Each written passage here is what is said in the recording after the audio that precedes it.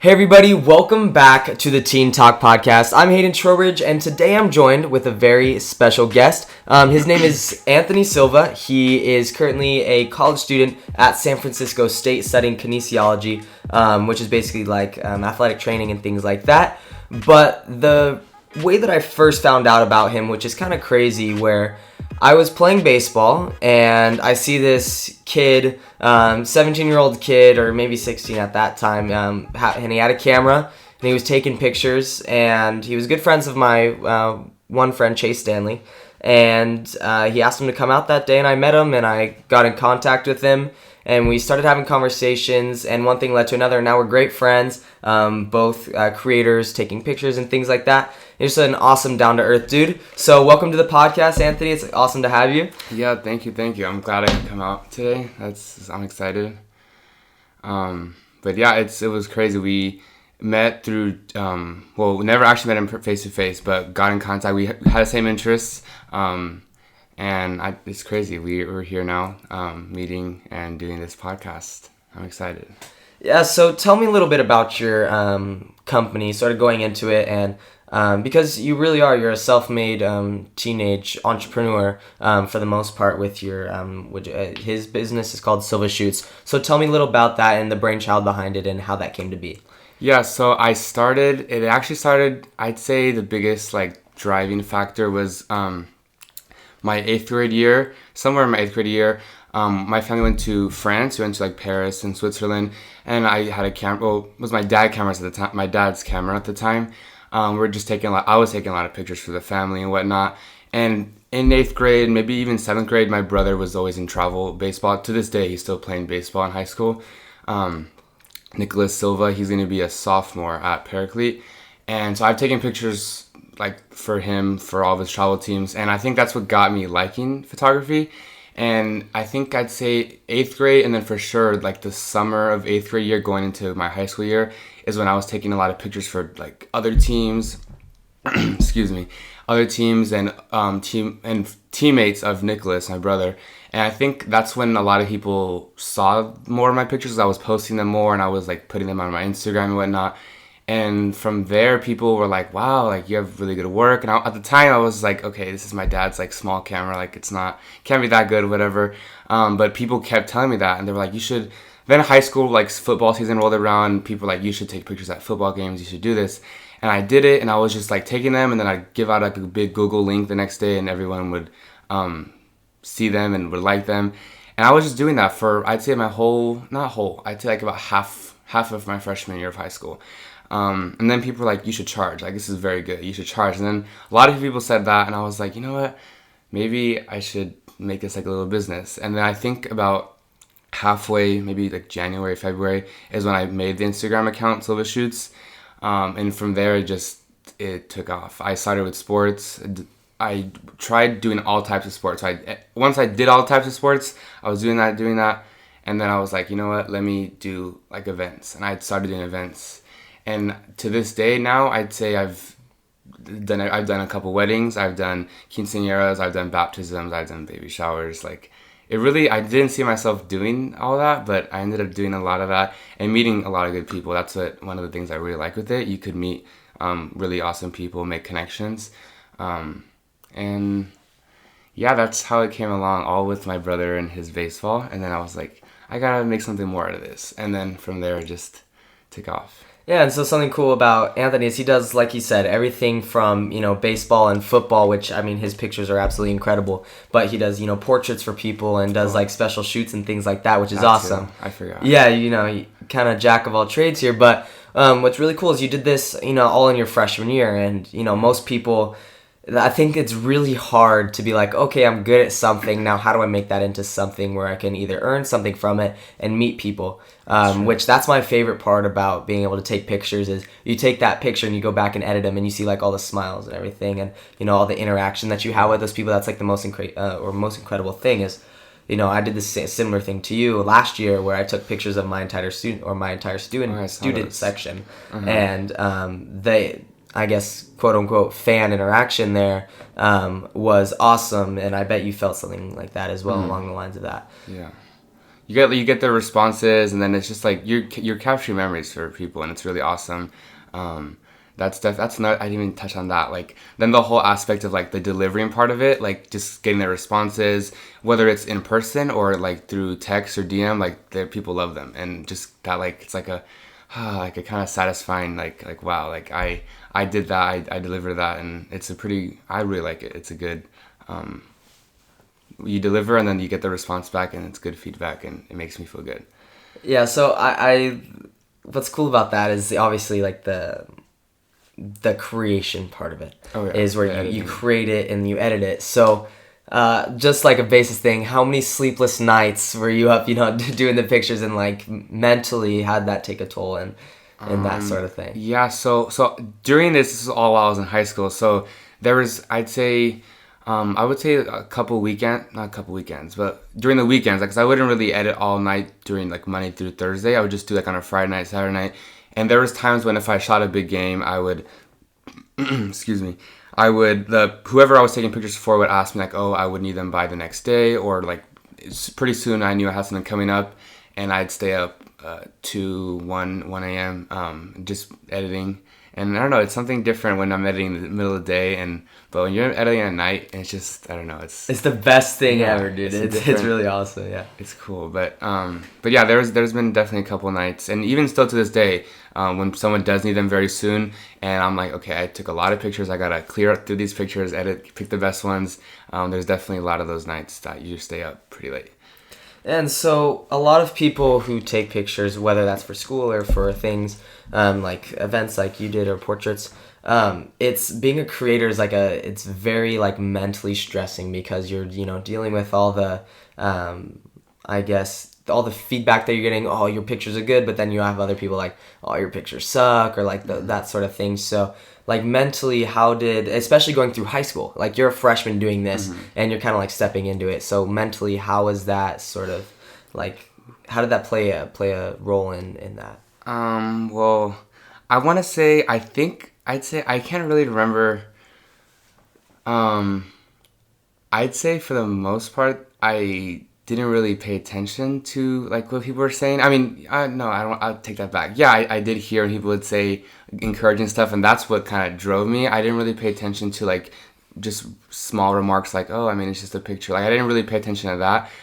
Which is honestly, I don't really try to retain those memories. I just focus on all like oh, I love this, awesome, you got to come out again, and that's really what got me going. I'd say what's the word?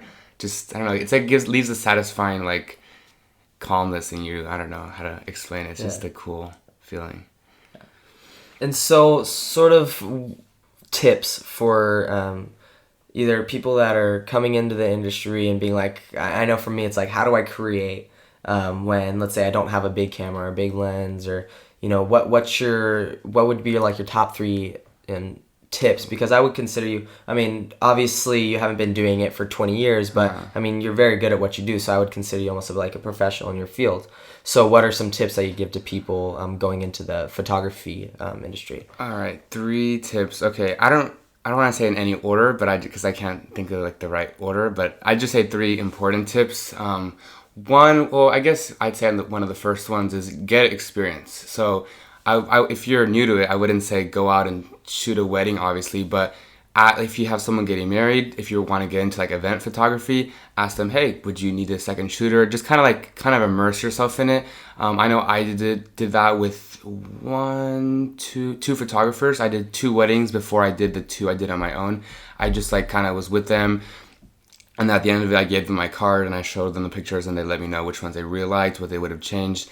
So definitely immerse yourself in whatever type of photography you want to do. I'd say sports is the easiest because like everyone has cameras at sports games, so you could just kind of go out there and just do your thing, take pictures, trial and error, see what works and whatnot. And then portraits. If you want to get into portraits, you gotta, I'd say, look out, reach out to people and see if anybody wants to do a photo shoot. Let them know, hey, I want to create something, I want to get into this, and just like immerse yourself, get used to it, get used to that dynamic of like shooting someone. That would be my first tip, would probably be to immerse yourself in whatever dynamic you want to be in, whether it's portraits, events, or sports. Second one would probably be with equipment, I feel like a lot of people are discouraged. I know I said like I had my dad's small camera and I would see all these other photographers and they didn't have that small camera. And I was like, okay, I got to get that. Which is kind of crazy because the money that I used to get those lenses and the cameras I have now, I made all that money with all the stuff I was doing in high school with like sports and portraits. So that's another part of the big old satisfying like factor of it is like I saved all that through photography to kind of like upgrade yourself, upgrade your equipment. I'm sorry, not yourself. But would definitely like you don't need a top of the line model. I don't have a top of the line model by no means, but certainly better. It's a jump from where I started. So get used to whatever you have, get familiar with it, know the camera, and let's see, I'd say, manual. Everyone should stay away from auto, learn it on manual, look at YouTube videos, whatever you have to do, and it's pretty rewarding to know a whole camera through manual. I don't know. I'd say that. Yeah, I think that was one of the first things that I talked to you about. I was like, okay, I'm going to shoot a basketball game. How do I do that? And I texted you, and you're like, shoot on manual, please. For don't stay off stay off auto, which was like one of the first tips you ever told me. And as soon as I did that, I started learning, and I think that's also something very important for young photographers and people going into that industry. Is like you said, you don't need a $3,000-$4,000 camera and like a $2,000-$3,000 lens. Mm-hmm. It's all about what you do and the memories that you're capturing with the equipment you have. Because I like to use this, and I tell my friends all the time, especially with creating things. It's the typical Nike saying is just do it. Right. Like, just do it. Just create. And as soon as you start creating, that's when people start to notice. And then one day you can end up having that better equipment so that you can keep creating. Mm-hmm. So it's just that first step of you just need to create. And the same thing with this podcast. It's like I just need to create it so that one day it can be better and I can have other people on. So it's things like that. So tell me a little bit more. We've talked about your brand, but I want to know a little bit more about you. So tell me some of your story and your background and what sort of led you to into pictures, and then obviously into San Francisco State and how that's impacting you. So let's see. Besides with like my brother kind of just taking like going to his games and whatnot, I'd say the other big aspect that I don't really think of, but it's reality. It's all those comments of people telling me like, you know what, make this a business. You should charge for this. This is super awesome. All of that. I was like, oh shoot, like. I don't have a job in high school. I was like, I can make this my job. And sure enough, that's what I did. Being an entrepreneur, making your own brand and doing your own business, forming your own clients. I'd say that was probably the biggest thing that I overlook other than my brother and going to his games, is the customer and people interaction. That's really rewarding and satisfying, like hearing those comments and like uplifting. And at the time I was just telling you earlier how I was always like the youngest in my class. So being in high school, I was like my freshman year, being 14 and hearing that from like adults and seniors, I was like, wow, like they're serious. Like I got to do this. That's definitely, I'd say, the other aspect of bringing me into it. And then you mentioned San Francisco State. So yeah, I just finished my first year of college, studying kinesiology. I want to go into physical therapy. That's the goal right now. I want to be a doctor of physical therapy. So it's a big journey in itself. I'd say I have another 1, 2, 3, and then 3, at least another 6 years of school for that, which is like, whoa, but it's going to fly by. I always got to remind myself that. My parents always remind me.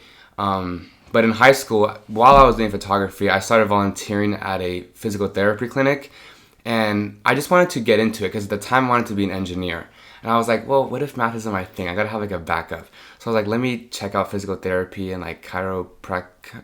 I don't even know how to say it. Like chiropractor.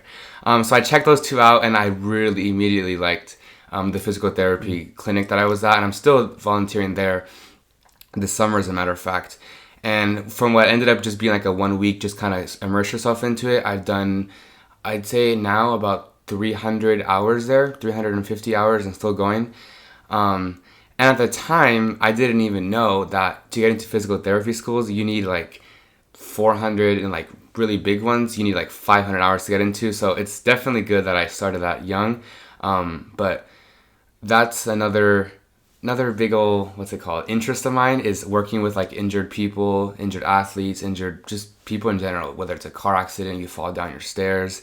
Because in high school, I ran cross country. Well, not even from high school. Since 4th grade, I've been running, and I've never gotten injured. I've never broken a bone, nothing like that. Never torn anything. Better knock on wood, bro. Yeah, exactly. So I'm definitely fortunate for that. And I'd have teammates. I'd like be injured and would go to physical therapy. So it was always something that I was like, like I should definitely explore that one day. And I was like, wow, like I'd never broken something. I may as well help people that are injured or broke something. And that's definitely my top 2 interests right now, is helping people that are injured, and rehabilitation, and photography, and just delivering that awesomeness of work and whatever. Those are 2 big things that I really love. And one thing that I noticed among, I guess, younger people, and I guess people just in general, there's, we try and classify, it's like, oh, there's this race, this race, but it's actually, we're just one race, and it's the human race. Yeah. And so what I find interesting about everybody is, no matter who you are, where you're from, what your background is, we all have this desire to help and contribute, whether that be through physical therapy, through creating, whether that's pictures and you're, capturing those memories. Everybody, and especially creative people who, let's say, like do photography and videography, they all have this desire to help and make an impact on our world. And so what sort of got you, I guess, what really influenced you, besides obviously the people in your, I would say, younger life, because a lot of our inspiration comes from, or an impact comes from when we were younger. So what sort of influenced you when you were younger to be, okay, I want to help people who have been injured, or things like that? Okay. I'd say just what helped me influence people. Okay, so I definitely say that growing up, I would always, my parents would tell me like I would just do like over the top, like extra little things, like the little things though, not over the top little things that would kind of make them like smile, make their day. Like my parents would come home from work and I'd like say set the dinner table or wash all the dishes or whatnot. Okay, not the dishes. That's actually, I don't think anybody does my least favorite thing. They make me do that, but the table, like little things when I was younger. Or say my mom was, I definitely remember this, she'd go like away for like a business trip, and then when she'd come back after 4 or 5 days, we would like decorate the garage, like welcome back. Just little things like that, and just seeing my parents' reactions, and a couple of my close aunts and uncles doing that to them, and just seeing their reactions. I'd say that's goes in hand with like the getting the customer and the client like, wow, like I love this. That and like going over the top with just editing a picture way more than they wanted it, and just having that really like, wow, thank you so much, like that's something that I really like and enjoy. And I'd say that from a young age I've liked getting that like feedback. I mean, we all do, like keep like, wow, yes, good job. But I don't know, me especially in that, I think that's somewhat related to like the feedback with like clients, I'd say that. But yeah, that's been from a pretty young age, I'd say. I really like that. How do those interactions with your clients and with the consumer, how do those like interactions make you feel in a way? And like you've said it's satisfying, but is there something deeper? Does that like fill something for you? Fill something deeper. I mean, good, like having that good interaction with clients, having them be satisfied, good customer service, all that. I think that's definitely potential for more. So when I see that there's someone very enjoy the experience of having me take their pictures and then delivering them, that's like a gateway to like them telling all their friends and whatnot. There are people, friends from work or family, whatever. So that in itself is pretty valuable, I'd say, those reactions. And if they're not, because there's always going to be people and clients that are like, oh, well, I definitely have had clients, for example, that like, oh, didn't like the edit or thought that they looked funny or whatnot. And then they would ask me to go edit something. And that's like someone that's not happy or not very impressed by your photography. So I talk to them, see what I could do editing wise, and then I try to make it the best as possible, make them enjoy that experience, whether it's a reshoot or whatever.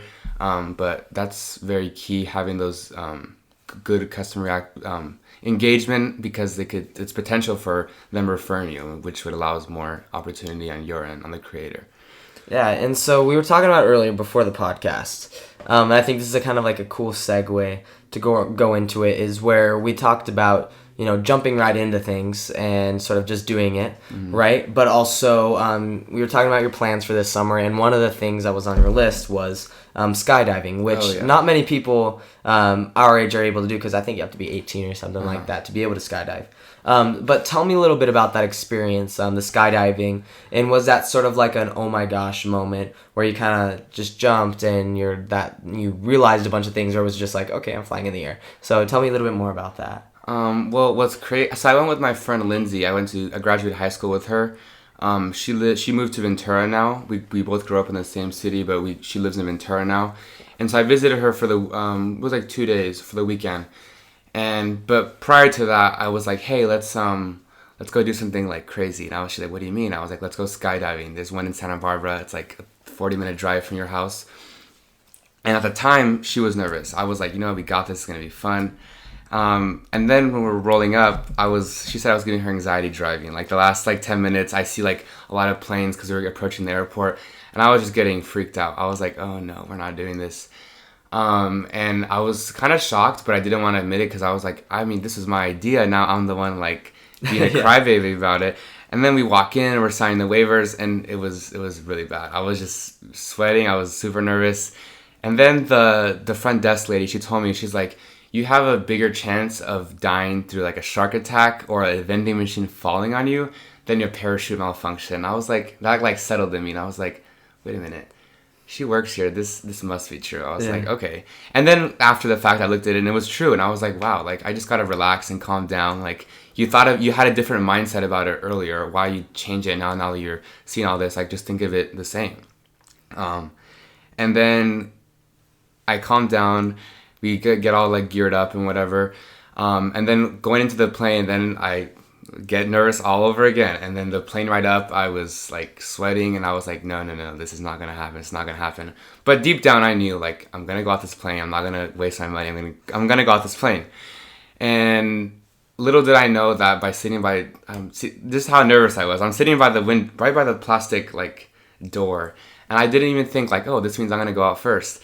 So then I'm like, oh, does this mean I'm going to go out first? And he's like, yeah, hell yeah, brother. And I'm like, oh, shoot. So we're there, and I'm like, oh, God. And then the plane, like, kind of, so it's going up, and then it kind of goes down, and you feel that, like, because it, when you, like, is that zero gravity? Like, when it kind of just, yeah, it goes, yeah, that's, like, you felt weightless for a couple seconds. And he does that to tell everyone, like, okay, we're at the right altitude.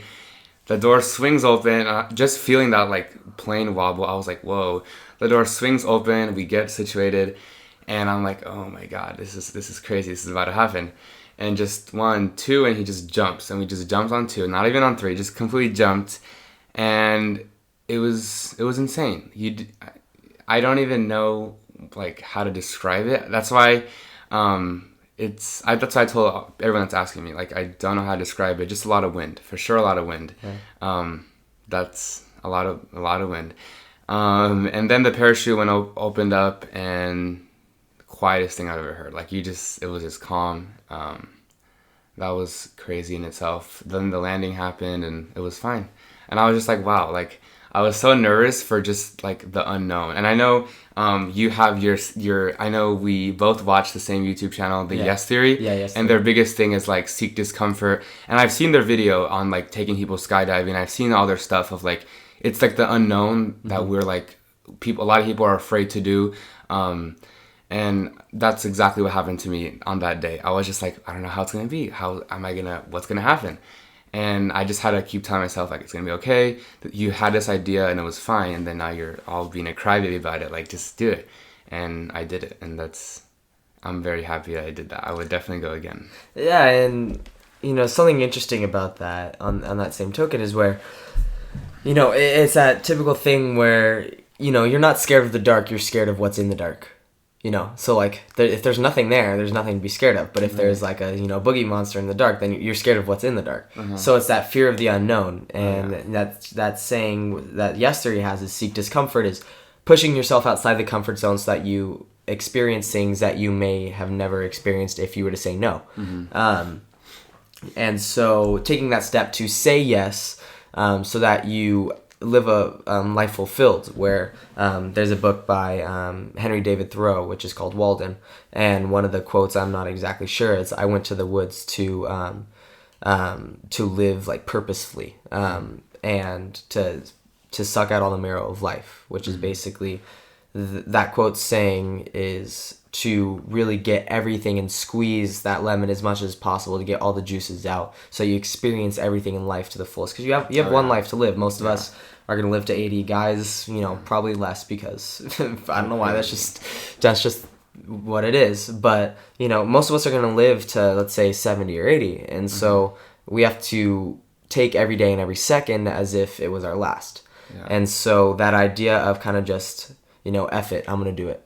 And just jump into that, whether that's, a literal jump where you're jumping out of a plane, or something where you're jumping into it like, okay, I'm going to pick up a camera and I'm going to take pictures. Because you never know. I mean, you could have had those people say, oh, you're great at taking pictures. And then you're like, yeah, thanks. That's awesome. And then you could have never done anything with it. But, you being who you are, and you having this incredible story and this background of, I want to help people. And I want to do the little things to capture these memories, where you're like, okay, let's start a business, and let's continue to do that, and then let's study something where I'm helping people. And I just think it's that initial jump. If you gotta say yes more, which is the idea behind Yes Theory, the more you say yes, the more experiences you have. So do you have anything like that where you've said yes to something and that's really opened up an idea of possibilities? Do you have like any? Yeah, maybe not as like big, like a crazy like experience, but I was talking about like customers and referrals. I ended up getting an athletic director for a school in the Valley, San Fernando Valley, saw my pictures, and I think I like tagged their school a couple times in like my Instagram story. And I was at a baseball game. He walked up to me and he's like, "Is this you?" And I was like, "Oh yeah, that's my Instagram account." He showed me my story. He's like, "Is this your account?" And I was like, "Yeah, that's my Instagram." And he asked me like how much I charged, and I gave him a price on the spot, which I don't really normally do. I like to think about it, see what exactly they want. But I don't know, at that moment I just gave the price on the spot for the game. This was, mind you, this is probably my sophomore year of high school, so I was definitely still that was within the first 3 years, 2.5 years, I'd say, photography. And I gave him the price, and he was like, "Done. Like, I'll pay you if you take pictures of this baseball game, of his team." And at the time, I was already taking pictures of the other team, so I was like, "Okay, now I gotta really be getting the whole game now." And I never knew that giving him that price on the spot would allow him to. I've probably taken, I'd say almost around 50 games for their school. All I've done, let's see, soccer, baseball, basketball, volleyball. I've done almost 50 games, a little bit over 50 games for them. And I never would have known that would have happened. Never known that I would have got close with him and meet him and be close with his school and their athletes. So that's something you never know. But if I would have was like, let me get back to you, like that probably wouldn't have happened, or maybe not as quick. He may have seen someone else, but I didn't know by saying yes that would allow all that to happen and all those games to be taking pictures of. So that's a perfect example, I'd say. Yeah, and that also comes to you having your business, right? Your business plan, you know what your business is, and sort of this idea. Right. So what would be some tips? Because I'm trying to start something like myself, like my own brand, right? Where I'm able to sort of bring people in and have this community of, entrepreneurs and things like that. So what would be some tips that you would give to people about starting a business? Because it's not easy. Not everybody can do it. It takes some form of, one, smarts, and two, determination. So what are some tips that you'd give to people who are trying to do a startup or start their own business? Well, I'd say you gotta, speaking of any business, you gotta think of the absolute which at the time when I started mine, I didn't think of this. But looking back at it, if I would have, this would have been a driving factor on make your Instagram account go, make this a photography business. You gotta think the best of whatever idea you have, like what's the best that can happen to it. Like gotta go into it hoping for the best. Like don't think of any doubts, just go in it hoping for the best and envision like what you could be doing, what you would be doing for people, their reactions, all of that. And I think that would help. That's definitely a driving factor on building a business. What did you ask? You asked something about like tips, I guess. Yeah. You said for building the business. Well, one, I'd say we talked about it earlier regarding like immersing yourself, like in just doing it, whether it's like reaching out to people and, hey, would you want to try this? Would you want to try my product? Would you want to go on a shoot with me? Would you want to, whatever relation it is to your business, kind of open the door, let people in. But other than that, I'd say use social media. Social media is like, right now, that's probably that's the way to market yourself. Brands, in fact, are even using they use people. There's like regular people like us. They pay them to like, hey, use this. Like in Instagram, I'd say Instagram, but Instagram, Twitter, Facebook, all of those are like perfect ways to get yourself out there. Use hashtags, locations, and like you got to be seen. Showcase yourself. You got to get yourself out there so people could see you, hear about your business, your product, your idea. I'd say that's the top 2 tips. So immersing yourself and then go into it with like the best. Like think for the best. Have a good mindset about it. I'd say those are the top 2 that I could think of. Yeah, and those are awesome. I think, again, immersing yourself is great. And, if you expect your company not to do well, then it's not going to do well. But if you think the highest of it, if you think, okay, we're going to go all the way, then your company, if you keep working at it, at some point it's going to get there. Right. And if it doesn't, try again. So you've talked to me very briefly, sort of, you're going to San Francisco and how you didn't have much time to take pictures and things like that. So what... For you, what do you see for Silva shoots in the future? What are your ideas for that? So I'll start with like you mentioned. So going to San Francisco, I thought that I would be able to keep taking pictures, keep on doing what I was doing back when I was in high school. That did not happen exactly how I wanted to. I found myself way too busy with classes, and then I got a job. I was working at a restaurant. It was like, I guess I could have, but that would have been my only free time in school. And I was like, I'm just going to just chillax if I have a couple like hours on a Saturday or on a Wednesday, whatever. But you said seeing the future of it. I would say I don't want to make it by no means like my full-time career. At one point I did. At one point I thought like I'm going to be a photographer. I'm going to do all events, all genres of photography. But that changed when I realized that I want to be a physical therapist or something in the physical therapy related field or sports medicine, something like that. And I definitely want to just keep it like as a side hobby, but I still really do love it. It's something that I really do. We're talking about like customer interactions, all of those. There's so many aspects of photography that I like. That I do want to keep doing it for the rest of my life, just on the side or if somebody needs it. But I don't want to go into it full time, but I definitely always want to keep it there. I do plan on like trying new things with it. I mean, I'm sure there's other types of photography that I haven't done. There's food photography, there's like real estate photography. There's definitely more that I haven't done in it that I am so down to go into and explore it and try that. I mean, I'm still like you were talking about our ages and how we're here for a limited time. I may as well try to do that while I'm still here. So that's something that I definitely want to keep exploring, like get into new stuff with photography. But yeah, I definitely am excited for the what did we say? The unknown. We don't know. I don't know where that's gonna take me, but I'm excited for that. Yeah, and this idea of sort of not knowing, but also being determined to find what's in that unknown, and putting yourself in situations be immersed in the unknown. What are your ideas around determination and sort of this generation of determination? Because, you have older generations saying for our younger generation, oh, you can't do this, you can't do that, right? But so what are your ideas around, I mean, you have someone saying, oh, a 16-year-old can't, take pictures and make a business out of that. Well, I have friends such as you and then my friend Donovan who did that and they made it into a business. So it's not a matter of they can't do it. It's a matter of when are they going to do it. So what are your ideas around our generation and the determination that we have? So I'd say determination in our generation. Let's see.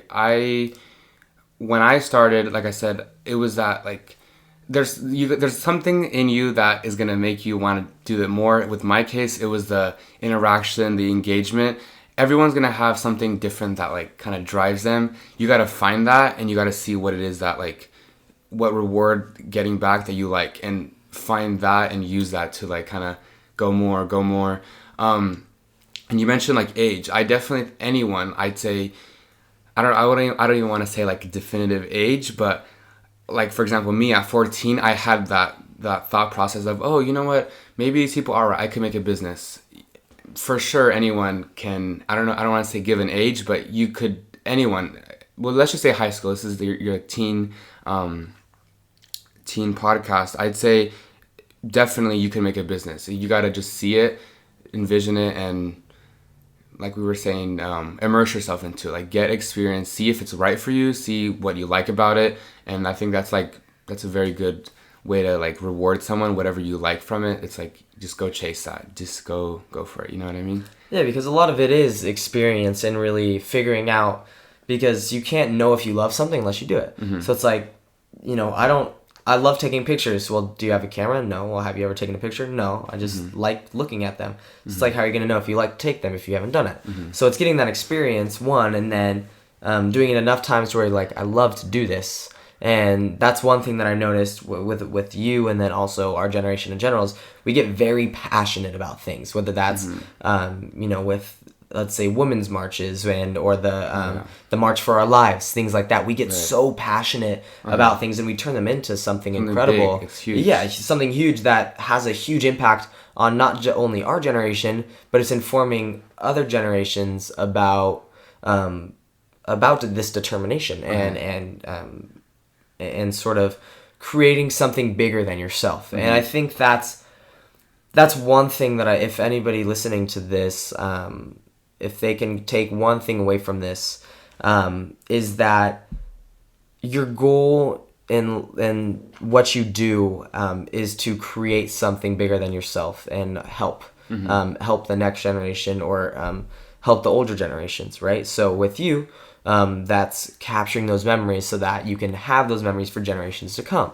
Or with the kinesiology, it's helping people so that they can get back on their feet and continue to impact. Yeah. So it's creating something bigger than yourself so that you're able to impact and have this sort of this bigger part to your life where you're helping people and not just doing that typical 9 to 5 where you're at a desk and you do the same thing every day and you're actually instead you're now having a purpose to what you're doing. Right. So I think that's something interesting about us and what we do. Oh, definitely. So sort of last remarks to sort of wrap it up and finish things up. What if you were to give one tip of advice, whether that it could be about anything, it doesn't have to be about photography, about kinesiology, it could be whatever. If you were to give one tip to the people listening and to sort of leave them on a note to think and to have ideas percolate, what would that be? Ooh, okay. So I think in high school, one of my friends said this, and I would often relay this to my mind, and I'd tell this to people, and I'd be like, oh, like this, just like so-and-so says.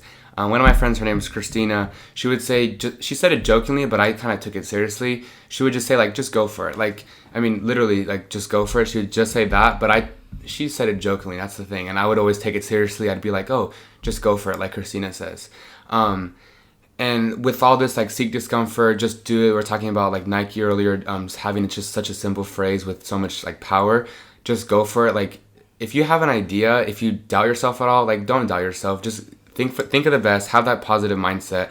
Just go for it and see what it brings. Like, you're gonna learn something, one way or another. You're gonna realize something. Just go for it, no matter what it is. Whether it's building a friendship, whether it's trying a new sport, or if it's a business, a brand, whatever it is, like, you'll never know what can get out of it if you don't start it. And don't doubt. Like, if anyone doubts himself, do not. Like, that's the whole part of this phrase. Just go for it, and you'll probably be surprised at what comes out of it. I'd say that's very, very important to always have in your mindset. Just go for it. Well, awesome. Thank you very much. I appreciate you coming out and doing this with me, and informing the next generation and the people who may not understand sort of what's going on in our heads, and sort of getting it out there, and especially about businesses, because we're a very entrepreneurial generation where we want to start things, and we want to have this business, and we want to be self-made. We don't want to have a boss. We want to be our own boss. Right.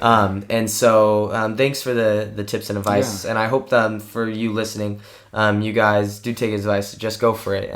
Whether that be when you're mending relationships, just go for it, and fix those relationships. Or if it's in something that you're passionate about, like I was talking with my friend Jack in the first episode, just go for it. So I really appreciate you guys listening and sort of listening to his message. Thank you again for coming out, and I really appreciate it. And I hope you guys all have a wonderful day, and that you enjoyed the podcast, and I'll see you guys in the next episode. See you guys later.